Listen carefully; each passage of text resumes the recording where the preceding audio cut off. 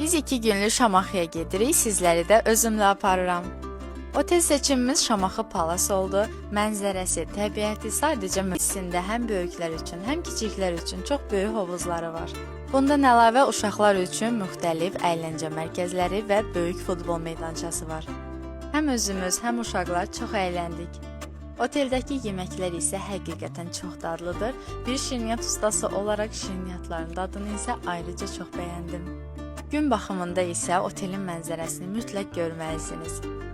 Həftə sonları uşaqlar üçün musiqili əyləncəli oyunlar, böyüklər üçün isə canlı musiqi var.